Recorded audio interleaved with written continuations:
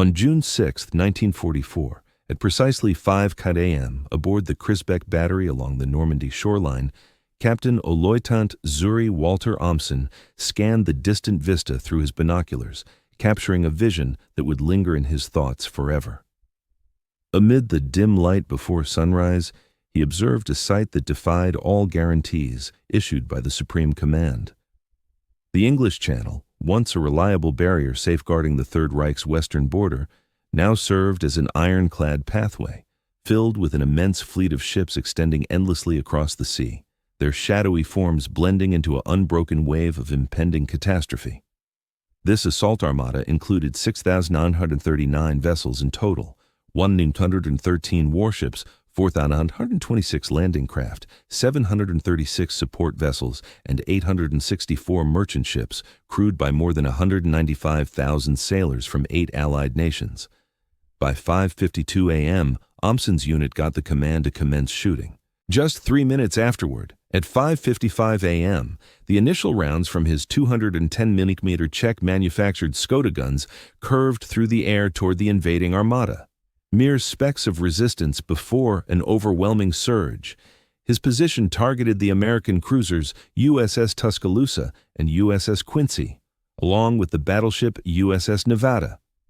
At 6:30 a.m., his artillery would account for the destroyer USS Corey, the sole U.S. destroyer sunk during D-Day.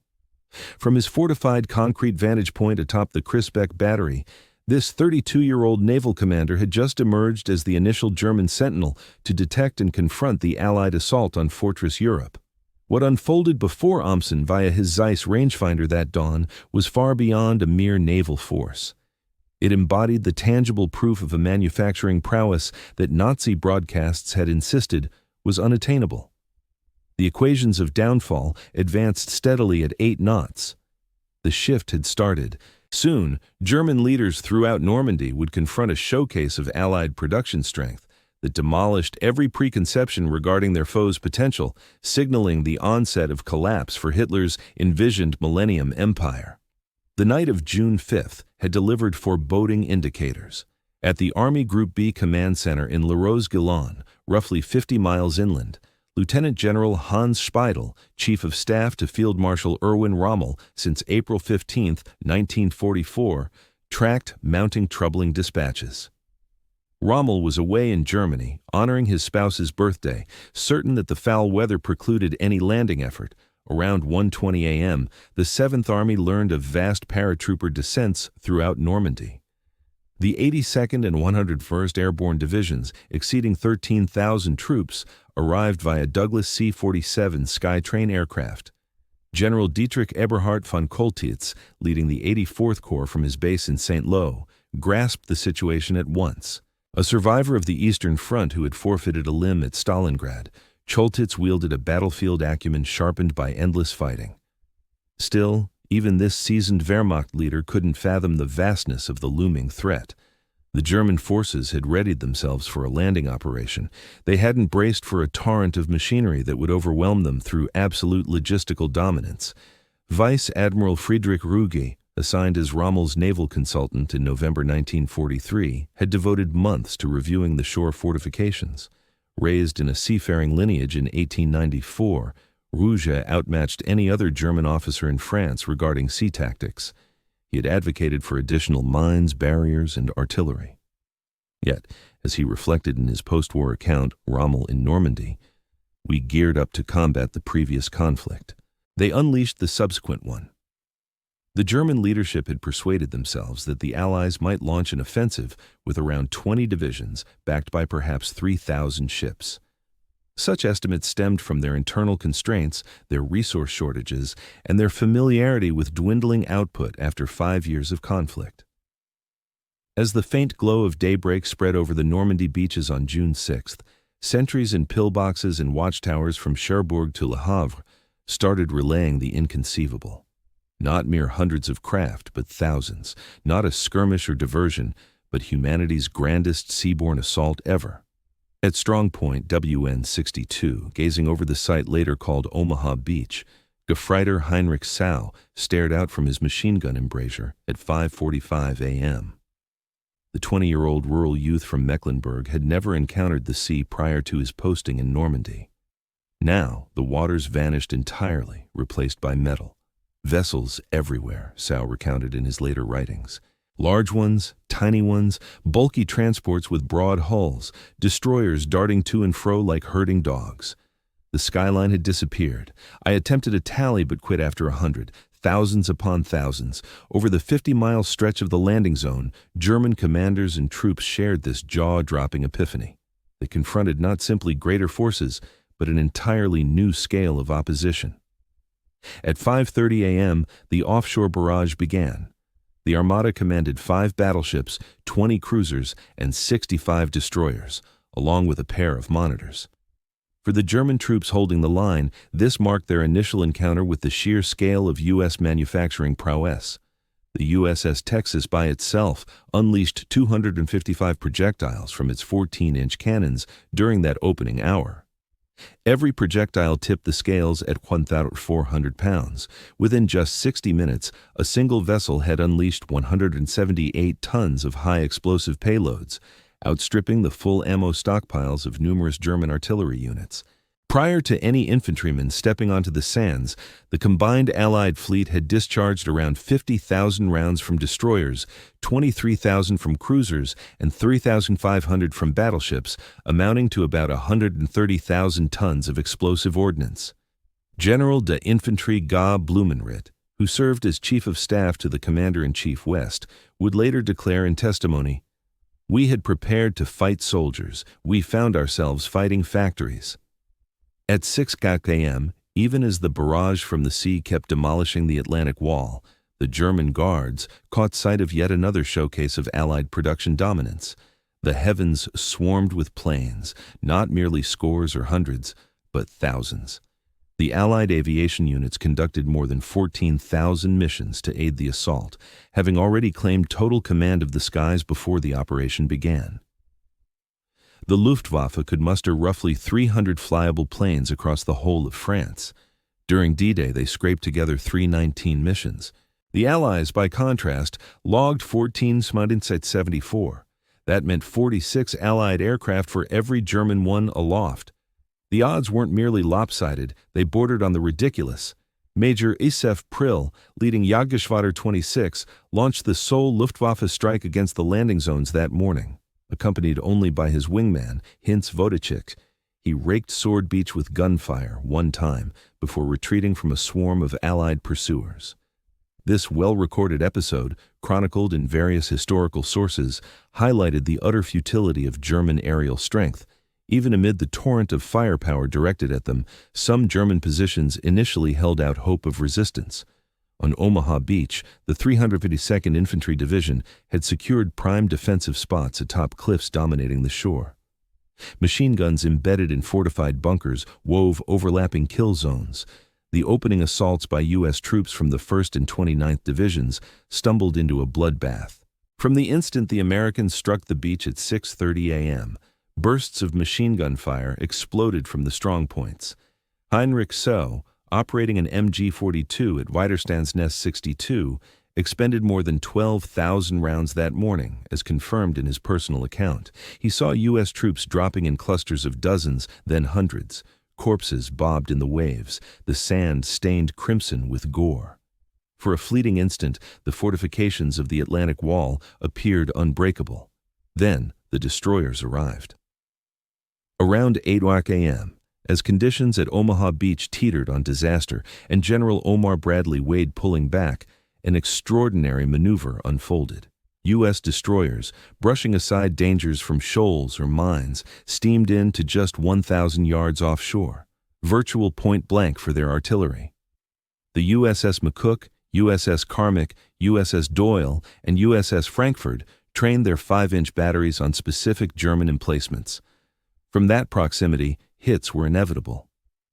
This bold move, thoroughly noted in naval archives, tipped the scales by shattering the enemy lines at Omaha. It was then that German commanders started grasping the real essence of American industrial power. The issue went beyond mere quantities of vessels. It involved the readiness to hazard them, treating them as disposable resources. The destroyer USS Corey went down, yet replacements surged in without delay. To the U.S. Navy, these ships weren't rare treasures like they were for the Kriegsmarine. They functioned as instruments, with thousands more in reserve. As the day wore on, German spotters beheld a spectacle that challenged their grasp of beach assaults. The troop carriers surged forward relentlessly, assault after assault, relentlessly through the hours. It formed an unending stream of personnel and equipment surging from ocean to land. The array of purpose-built craft left the Germans reeling. Landing craft tanks, LCTs, unloaded 30-ton Sherman tanks right onto the strands. Landing ship tanks, LSTs, enormous at 328 feet in length, ran aground and swung open their front ramps to release whole platoons of armor. DuKW amphibious vehicles motored through the surf, climbed the dunes, and ferried goods straight to frontline troops. By dusk, the Allies had deployed about 156,000 soldiers, 132,715 via sea, and 23,400 by air. This contingent outmatched the full strength of the German 7th Army guarding Normandy. Over those initial 24 hours, the verified Allied gains encompassed 156,000 troops, 20,000 vehicles, with 700 tanks and 15,000 tons of material. The German 7th Army, tasked with the whole Normandy front, commanded under 500 working tanks. Yet the Allies offloaded 3 times as many in the opening day alone. The German reaction to the incursion exposed not only shortages in resources, but a fundamental collapse when confronted by such dominant foe capabilities. The famed Panzer divisions, which had overrun France in a mere 6 weeks back in 1940, now stood immobilized under the crush of Allied air control and offshore barrages. The 21st Panzer Division, the sole armored formation positioned near enough to respond during the D-Day invasion, launched its offensive at 4 p.m. It required a complete 3 hours for the unit to advance the 10 miles from Vierville to and beyond Carentan. An assault that ought to have delivered a crushing blow from armored forces instead turned into a heartbreaking column of destroyed machinery. By the time the remaining tanks made contact with British troops close to Sword Beach, they faced artillery barrages from the sea, guided by spotters on the front lines. HMS Warspite, positioned 15 miles out at sea, unleashed 15-inch projectiles capable of piercing the armor of any vehicle constructed to that point. Standartenführer Kurt Meyer, leader of the 25th SS Panzer Grenadier Regiment, later reflected in his personal accounts, "The foe's overwhelming resources proved so immense that our forces were dashed aside like surf crashing against a cliff." On June 7th, the day after D-Day, German scout planes returned with images that top commanders at first dismissed as implausible. Rather than seizing existing harbors, the Allies were constructing new ones from scratch amid the waves. These Mulberry harbors showcased a level of manufacturing prowess that defied understanding.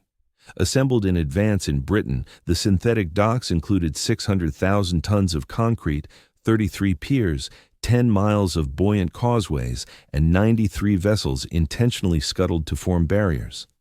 In just 2 weeks, the Mulberry facilities processed 9,000 tons of cargo each day, surpassing the throughput of numerous French harbors.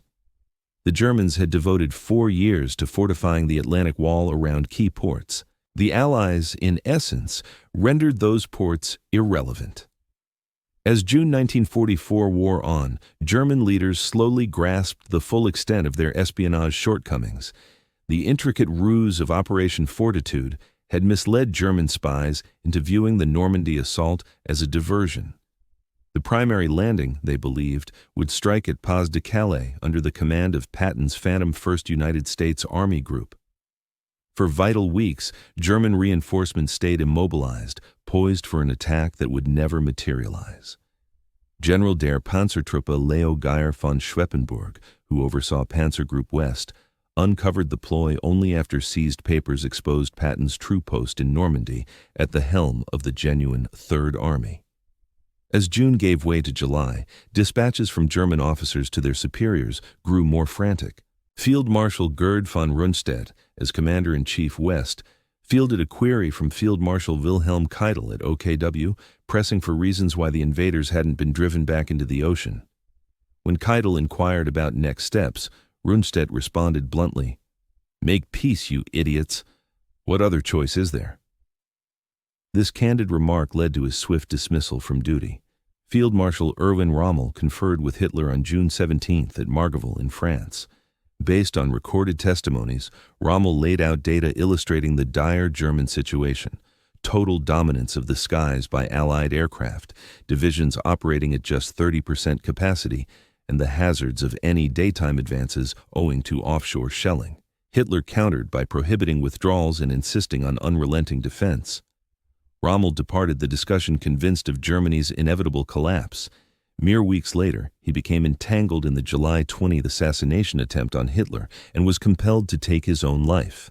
Hans Speidel, Rommel's operations chief who endured through the conflict, later documented in his book Invasion, 1944, Rommel and the Normandy Campaign. "We didn't fall to finer troops or smarter tactics. We were overwhelmed by a torrent of supplies. The fight for Caen underscored the pointlessness of German opposition to the Allies' industrial might." On July 7, 1947, RAF heavy bombers unleashed 2,500 tons of explosives over Caen in a mere 40 minutes, exceeding the total bombing capacity available to the Luftwaffe across France. The 12th SS Panzer Division Hitlerjugend, among the Reich's elite formations, arrived in Normandy with 2,540 personnel and 150 tanks. 6 weeks later, it counted only 3 survivors and 0 armored vehicles, having suffered 8,000 casualties in the Falaise pocket by itself. Operation Cobra, the U.S. push out of Normandy starting July 25th, offered the ultimate proof of Allied dominance. Some 500 heavy bombers, 380 medium bombers, and 550 fighter bombers released 300 tons of ordnance in a focused area denial strike, saturating a zone measuring 6,000 by 2,200 yards. General der Panzertruppen Fritz Bayerlein, whose unit lay right in the path of the barrage, conveyed, "My command has been obliterated. This isn't a contest with soldiers, it's a clash with a manufacturing empire."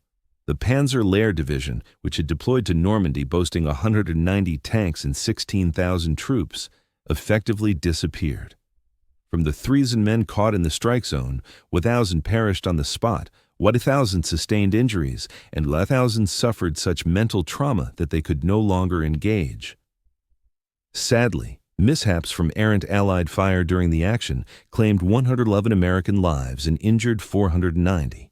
Among them Lieutenant General Leslie J. McNair, the most senior U.S. officer to die in combat in Europe. Nevertheless, these losses failed to derail the effort's triumph. The Falaise pocket, spanning August 12 to 21, 1944, emerged as the final resting place for the German army. German troops in Normandy faced catastrophic documented figures. Between 10,000 and 15,000 enemy soldiers perished, with 40,000 to 50,000 taken prisoner, alongside the destruction of 344 tanks and self-propelled guns in the northern area alone, plus 2,547 soft-skinned vehicles left behind. An additional 252 artillery pieces were forfeited. Roughly 20,000 to 50,000 Germans broke free from the trap, yet they emerged as scattered survivors rather than cohesive combat groups. The Wehrmacht's high command grappled with the realization that this wasn't a traditional battle but a clash of industrial might. The 1944 output figures vividly highlighted the Allies' manufacturing supremacy. For Germany in 1944, 39th and 807 aircraft, a monthly tank production high of 1,854 in December, and 68,000 military trucks. In contrast, America's 1944 totals reached 96,000 aircraft, 29,000 tanks, and 650,000 military trucks. These numbers excluded contributions from Britain, Canada, or the Soviet Union. The Reich was essentially battling the globe's combined factory power using the resources of a mid-tier country, one steadily crippled by aerial assaults.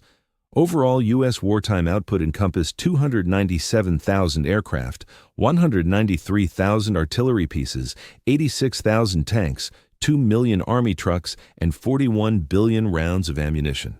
Post-war analysis by General Franz Halder, ex-chief of the General Staff, revealed that by 1944, Allied superiority in military production stood at about 5.1 overall. In specific areas like trucks, the ratio hit 10-1. We weren't simply beaten, he noted. We were outcalculated into oblivion. Those German commanders who endured the Normandy ordeal underwent a profound mental shift. They didn't just experience tactical losses, they saw the utter dismantling of Nazi doctrines on Aryan supremacy and U.S. frailty. Younger leaders raised in the Third Reich felt this most acutely. Propaganda had painted Americans as decadent, pampered weaklings unfit for war. Reality showed otherwise. Yanks relied on machinery for labor, radios for seamless command, plentiful ammo for drills, and assurance backed by endless reinforcements. Suicides among Wehrmacht officers surged sharply. Losing battles was bearable. The shattering of their entire belief system was devastating. More than sheer volume, the tech disparity exposed Germany's lag. Proximity fuses made flak barrages lethally accurate. Radar-guided ship cannons struck distant land targets precisely on the first salvo. DUKW amphibious vehicles tackled supply challenges the Germans hadn't even imagined. The Allies' array of purpose-built machines left a deep mark on enemy leaders. Hobart's funnies, tanks adapted to sweep mines, deploy bridges, or smash pillboxes, tackled battlefield hurdles via innovation, not just manpower. Across the Normandy fight, Wehrmacht personnel harbored a special terror of sea-based bombardment. The battleship HMS Rodney's 16-inch guns hurled 2,448-pound projectiles over 23 miles ashore. Vessels like the USS Nevada, USS Texas, and HMS Warspite repurposed their big guns as devastating long-range artillery, wiping out whatever they aimed at. Attempts by German gunners to reply against these warships proved pointless. The ships kept shifting position and returned fire with overwhelming force. By July 1944, daytime operations for the Germans turned nearly unfeasible. Allied fighter bombers, cued in orbits and directed by spotters up front, could pounce on any objective in moments. The data was staggering. Over 12,000 Allied planes in the region versus 300 to 500 German ones. Daily Allied missions ranged from 5,000 to 8,000. The Luftwaffe managed 50 to 100 at best. The end-of-campaign tallies from Normandy encapsulated the essence of factory-driven conflict and coalition success. From June 6 to August 30, 1944, 2,999 personnel deployed ashore, 471 vehicles unloaded, and 3,980 tons of material delivered. Allied air operations exceeded 480,000 sorties. German casualties included 240,000 dead and 200,000 captured, with 2,200 tanks and assault guns gone, and more than 40 divisions shattered. In 1954, a decade post-D-Day, veteran German commanders convened in Bonn for a discreet conference on the Normandy battles. General der Infantry Günther Blumentritt, who had acted as operations chief under both Rommel and Kluge, gave the main speech. Normandy taught us that warfare had evolved irreversibly, he said. It shifted from army versus army to economy against economy. We tallied battalions as they tallied plants. We gauged bravery as they gauged output. The memory that lingers for me is American bulldozers shoving wrecked panzers off paths to make way for their endless convoys. The Wehrmacht figures who lived through D-Day emerged forever altered. Hans Speidel rose to NATO command, aiding West Germany's alignment with the West. Numerous Normandy survivors championed continental economic unity, grasping that only merged strengths could rival U.S. manufacturing prowess. Field Marshal Albert Kesselring, leader of Axis troops in Italy, likened his own clashes to those in Normandy. In Italy, we managed to engage the Allies on more even terms, on equal footing. In the expanses of Normandy, where our troops could unleash their complete manufacturing prowess, the enemy simply obliterated them. On June 6, 1984, marking the 40th anniversary of D-Day, Walter Olmsen revisited Crécy Battery as a distinguished visitor. The ex-Oberleutnant Nantes Zori, aged 73 by then, positioned himself once more at the very lookout point from which he had initially spotted the approaching invasion armada. Addressing assembled veterans from both Allied and German sides, he pondered aloud, 4 decades back, I occupied this spot and beheld the inconceivable, an ocean blanketed in vessels from one horizon to the other. Right then, I realized that all the propaganda I'd absorbed was false. Frail countries don't assemble 7,000 vessels. Fractured societies don't orchestrate such a massive assault. I unleashed my artillery on that vast fleet, yet it was like pelting pebbles against the waves. We managed to submerge a single destroyer and impair several more. For each vessel we struck, dozens slipped by unscathed. Contemporary junior commanders pore over strategies drawn from Normandy. Yet the true insight is more straightforward. In today's conflicts, victory belongs to those who manufacture the greatest volume. We discovered that production power equates to combat strength. The ocean of vessels that greeted me that dawn wasn't merely an assault force. It embodied the tangible force of American manufacturing dominance. The German commanders, observing almost 7 Allied ships nearing on D-Day, encountered far beyond a mere landing. They beheld warfare's evolution, where output potential overshadowed all other factors. That spectral vision that tormented them, the boundless flotilla spanning sea to sea, represented democracy's dormant strength finally mobilized, manufacturing supremacy directed toward armed ends on a magnitude that diminished classic martial principles to insignificance. They had readied themselves for battle. Instead, they confronted the total output machinery of the United States. In that stark instant of realization, the German leaders, grasping sight of those ships, understood they were seeing the demise of conflict as they had known it and the emergence of an entirely novel paradigm. Mass-scale, production-driven combat that invalidated their specialized knowledge. Their downfall stemmed not from strategic lapses, but from quantitative imbalances, not from battlefield maneuvers, but from fabrication shortfalls, not from any lack of valor, but from insufficient vehicles. It stood as a doctrine forged in metal over the English Channel's expanse on June 6, 1944, as nearly 7,000 ships proclaimed the arrival of American manufacturing supremacy in Europe, ensuring the world would never revert to its prior state.